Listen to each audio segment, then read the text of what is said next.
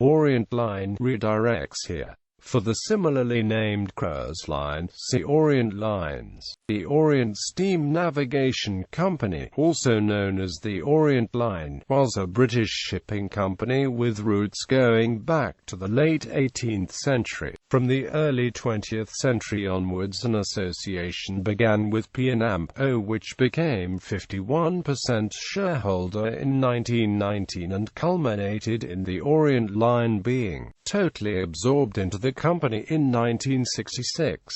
History. Origins. The Orient Line's beginnings can be traced back to the formation of a shipbrooking company by James Thomson in 1797. The company was operating a small fleet of sailing ships by the early 19th century, and by the middle of the century they were sailing on routes all over the world. Scotsman James Anderson joined James Thomson and Amp Co. In 1828, his nephew James George Anderson joined the firm in 1854, and by 1863 it had been restyled Anderson, Thomson and Amp Co. With the death of the last member of the Thomson family, it was restyled Anderson, Anderson and Amp Co. In 1869. The inauguration of a liner service to Australia with the packet Orient in 1866 saw the company trade as the Orient Line of Packets, regularly shortened to Orient Line. In 1877 Anderson, Anderson and Amp Co. approached the Pacific Steam Navigation Company with a proposal to put some of its excess tonnage, laid up after being built for an overly ambitious weekly service to the west coast of South America onto the Australian run. The first sailings of the Pacific S.N.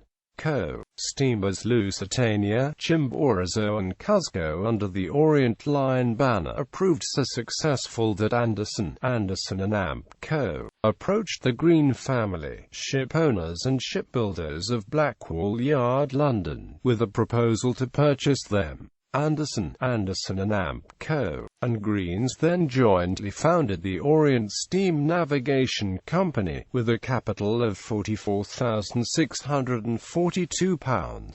Early in 1878, they built a series of large seagoing steamers for the trade, commencing with the four-masted, two-funneled Orient in 1879. Early 20th century, a close association with the Peninsula and Amp Oriental Steam Navigation Company began at the turn of the 20th century, with the two companies sharing an Australian government mail contract. Each company had a vessel sailing from England to Australia every 2 weeks, resulting in a weekly service of fast mail ships. This was at a time of rapid expansion for the Orient Line, with a succession of larger ships being built. All had names starting with O, such as Otway, Ostley, Orsover, Otranto, Ortona and Orvieto, a quintet of 12,000-ton ships entering service in 1909.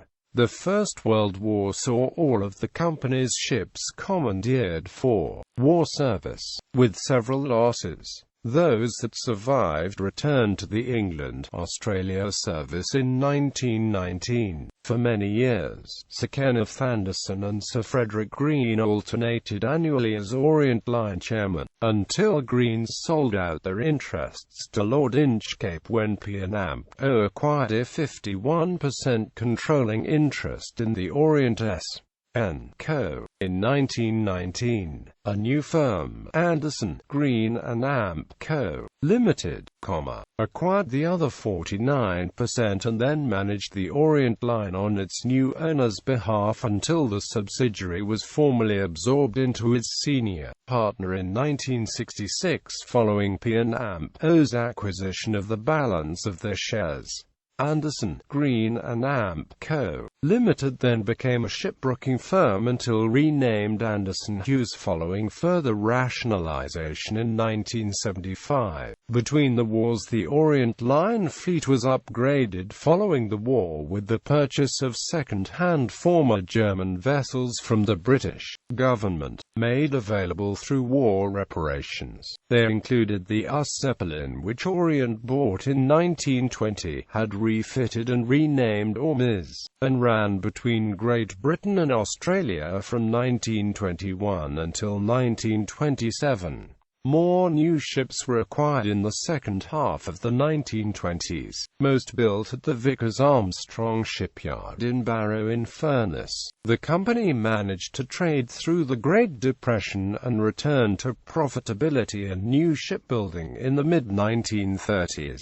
The company engaged a New Zealand-born marine architect, Brian O'Rourke, to design RMS Orion and Orchids, which became the focus of great interest from the British design fraternity. Second World War and after the Second World War, against all the requisitioning of Orient Line ships, with all 8 seeing service. Unfortunately 4 were lost, with the other 4 returning to the England-Australia mail service in 1947. It took a number of years for the company's fleet to be returned to full strength due to the slow industrial recovery after the war.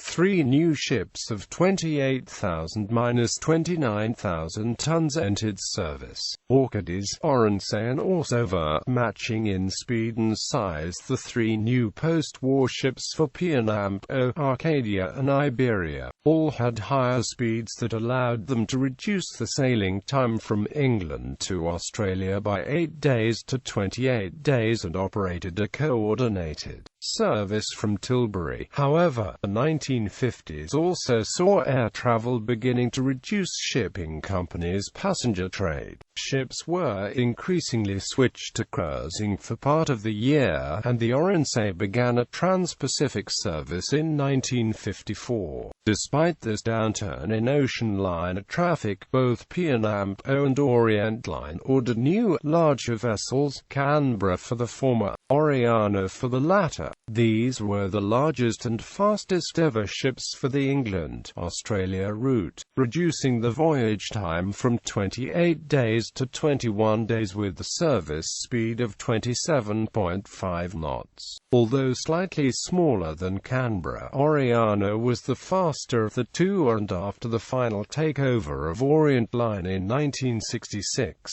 Oriana took the P&amp Golden Cockerel for fastest ship in the fleet from Canberra. However, the two ships' career as passenger liners was short-lived, being switched to full-time cruising from 1974 onwards. The Oriana was the last ship ordered for the Orient Line, and the last to fly the Orient Line flag. P&amp and Orient Line were formally merged in 1960 to form P&amp Orient Lines. In 1964, the Orient Line color scheme of corn cream-colored hulls was discontinued in favor of P&amp's wide livery, and Orchids and Orense transferred to the P&amp fleet. The name Orient Line was dropped altogether in 1966 when Orsover and Oriana were also transferred to the P&amp fleet. Symbolically, the last, largest and fastest ship of the Orient Line, the Oriana, wore the Orient Line flag for her final voyage prior to retirement in March 1986.